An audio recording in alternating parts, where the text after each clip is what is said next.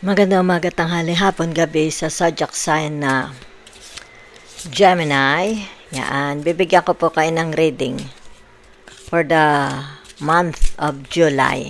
Yan ha, sa titingnan po natin ang energies. Okay? Para sa buong buwan ng July. Lala baby, nagpapakilala ha. Meron dito tinatawag flexibility. Yan ha.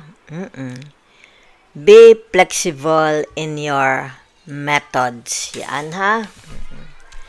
Transformation. Yan. Don't be afraid of the unknown. Yan ha. Meron ding success. You're on the right track, Gemini. Maganda ang energies for the whole month of July. Money tree. Enjoy your wealth. Dreams come true. You will get what you have long desired. Okay? For the whole month of June. Okay? Social status. Whatever ko kayo man iuunlad. Okay? So, don't get arrogant. Ha? Yan. Don't get arrogant. Maganda na yung tinatawag humble. Okay? Put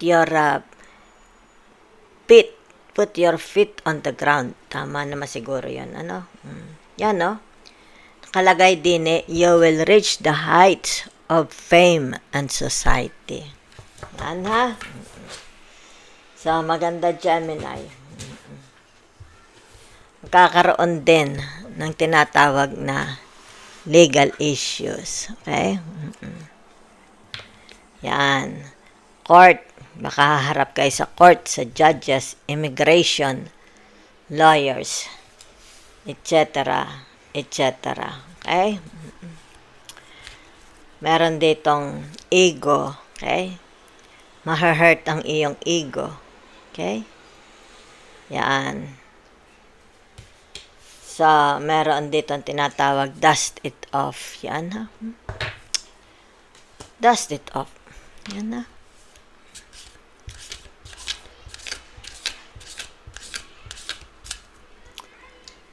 Ito, child services. Okay? Kids at risk of being taken or is about to. Yan ha. Reporting something neglect or neglect abuse. Baka kayo ba is mga tawag dito, social worker, 'di ba? Baka kung kayo social worker, meron kayong isa-save na mga bata. Okay? Kung halimbawa may alam kayong mga ina-abuse na mga bata, maaaring isa-save nyo. Okay? Kung kayo naman na nang a-abuse ng bata, ibig sabihin nito, makikialam ang DSWD, mga social worker. Di ba? Kung ano man itong rejected, sino ang magre-reject? Ikaw, i-reject mo sila, or ikaw ang i-reject nila. Okay? So, nadyan lang. Ha? Let's see.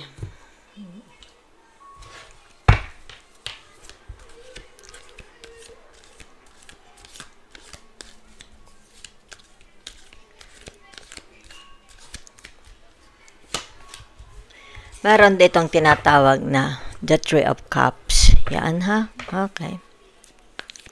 So, ibig sabihin nito, naka-reversed. Yan ha. So, ibig sabihin nito, it's like tinatawag malayo. Okay? Kayo guys may mga asawa. Yan ha. Okay. Kung kayo in a relationship, malayo kayo. Walang connection. Okay? Walang connection sa, halimbawa sa kapamilya. Wala kayong connection sa bahay. Diba? Malayo. Okay? Pwedeng ikaw ang walang connection or sila walang connection sa inyo. Malayo. Maybe you are far away from each other. Okay? Maaaring malayo sa magulang, sa mga kapatid, sa asawa, sa mga anak, 'di ba? So naririto ang tinatawag strength, 'di ba?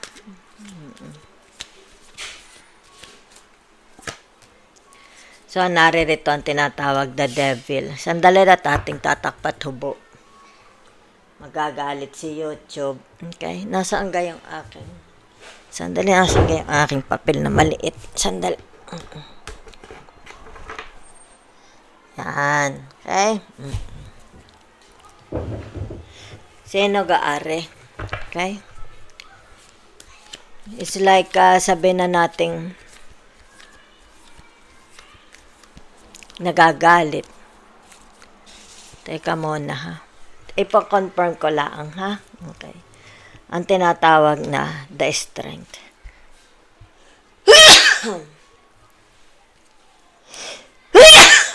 Okay. So, ibig sabihin nito, kung ito, di ba, the Mars, okay? Ito yung tinatawag na nakakling, okay, nakakling pa. It's like itong relationship na ito is very toxic, yan ha, pero nakakling, yan o. Either sila ang nakakling sa inyo or ikaw ang nakakling sa kanila, di ba? Yan. Okay? So, kung dito natin ilalagay sa tinatawag na the strength, ibig sabihin nito, this person is very, very clingy. Okay? Ayaw pa niyang bumitaw. Diba? Very, very clingy. So, that's what I see. It's like para bagang tinatawag na, alam mo nang very, very toxic itong relationship na ito, ay ba't ayaw mo pang humiwalay, diba? Kung ikay malungkot na sa relationship na ito, bakit ayaw mong iwan? Okay? So, that's the energy. Pwedeng energy mo or energy nila. Diba? So, ibig sabihin nito, bakit ayaw mong bumitaw? So, narito yung tinatawag na dependency. Kaya narito ang the devil. Yan ha? So, it's all about dependency. Yan na sa isang tao. Ibig sabihin nito, yung tinatawag na kahit naiiyamot na siya, 'di ba, hindi siya maligaya, pero hindi siya bumitaw, 'di ba, sa relationship na ito. Sapagkat naroon ang kanyang tinatawag dependency. Okay?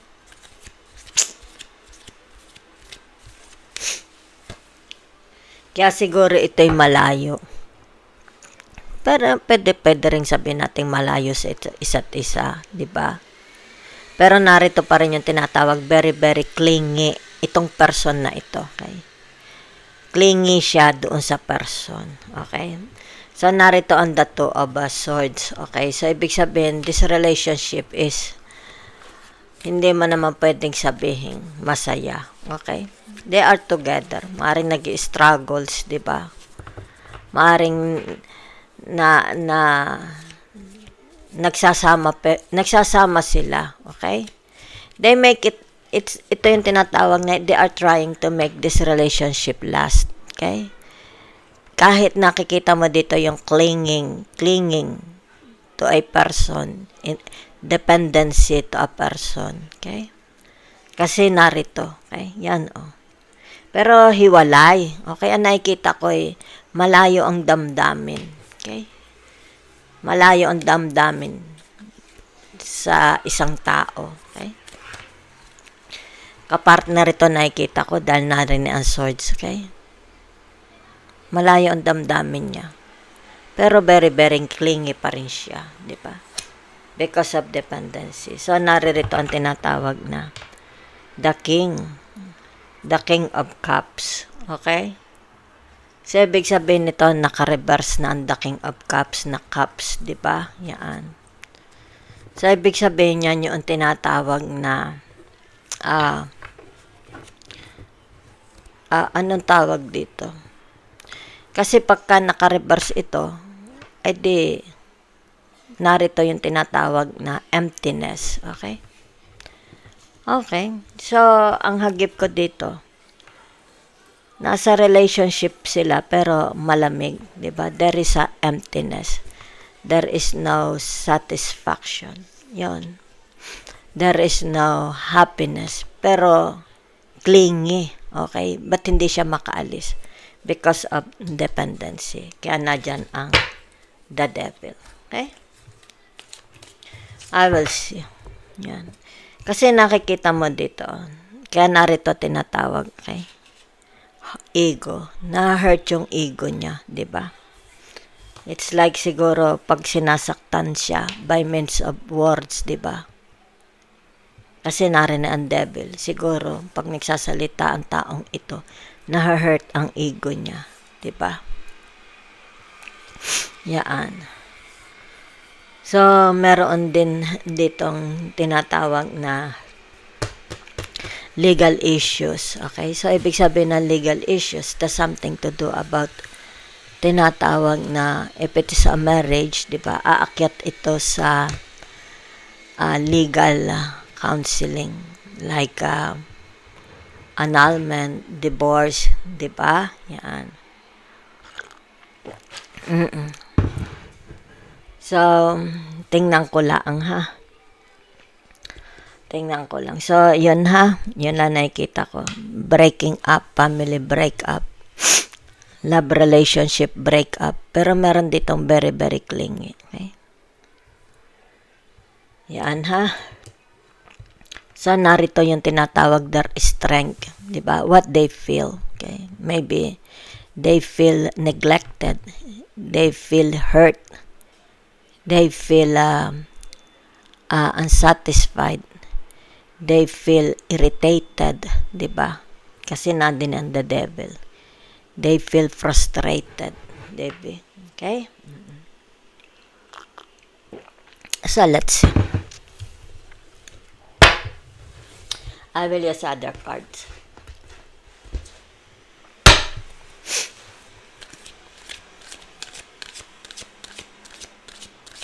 Meron din itong tinatawag rejection, ha?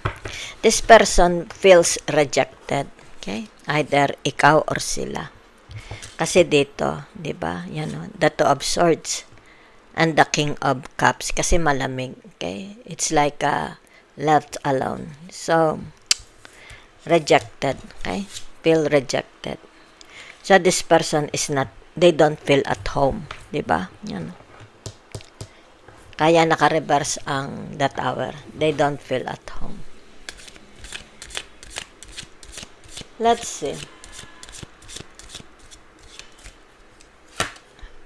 Narito ang tinatawag na the Six of Cups. Okay?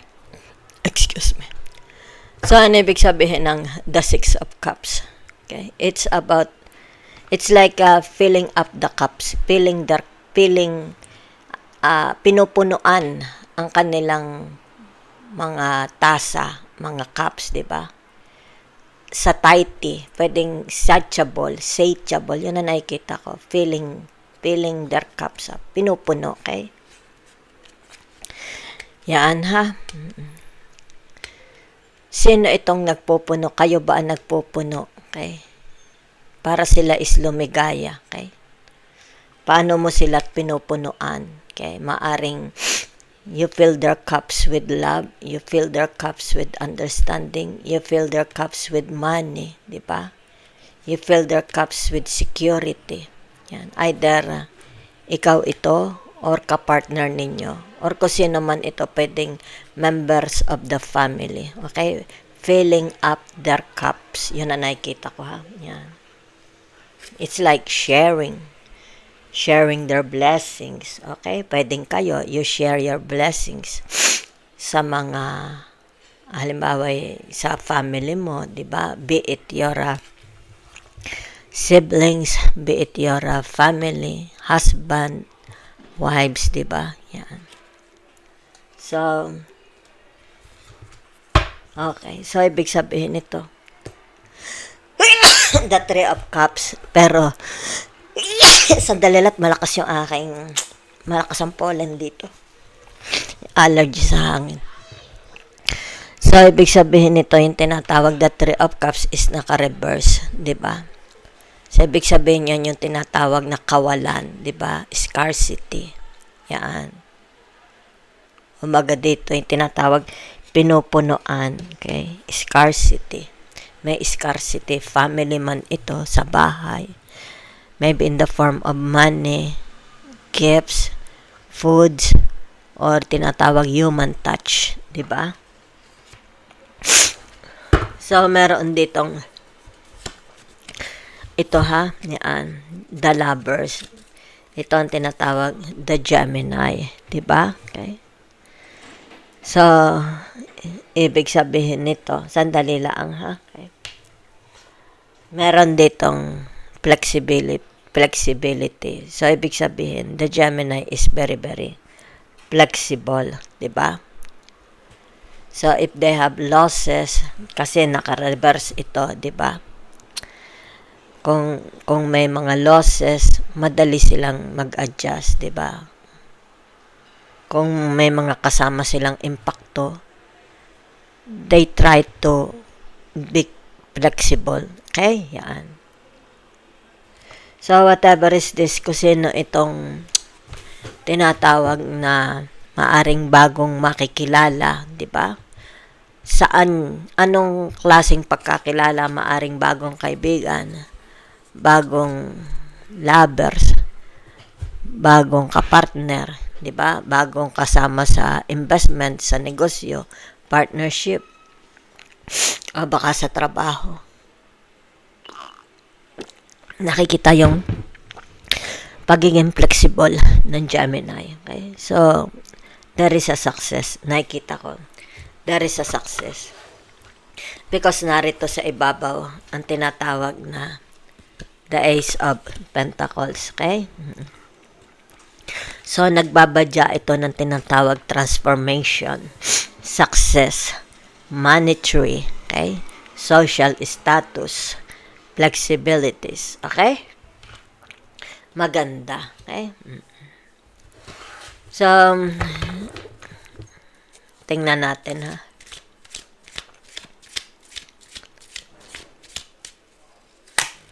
Okay. So, naka-reverse ang tinatawag na the 9. Okay? The 9 of Pentacles. Okay? Yan. So, ibig sabihin nito, yung tinatawag na unfulfillment, dreams unfulfillment, di ba? Their dreams unfulfillment. Okay?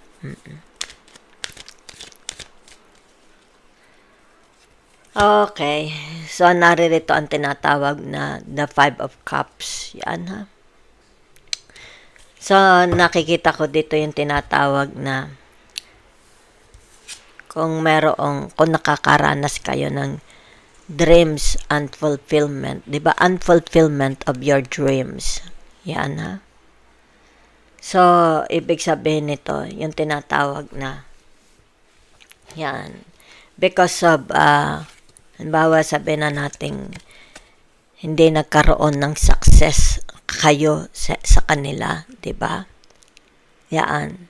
So, ibig sabihin nito, it's like, makakabuela naman kayo. Diba? Yan. Because ito yung tinatawag the Gemini. Very flexible naman kayo. Diba? The flexibility of the Gemini. Kung makaranas ka man ng tinatawag na failure, okay? Unsuccessful dreams. Kaya ito'y lumabas, diba? So, tinatawag na the money tree. Okay? The money tree will change your, ito kita mo. Ito yung tinatawag money tree will change your social status. Okay? Yan. Will change your social status. Okay? So, kaya ito'y lumabas. Okay? It has something to do about changing your social status and success. Yan ha? Okay. So, that's a very, very good news, balita for the whole month of July para sa ating mga mahal na Gemini. Thank you very much.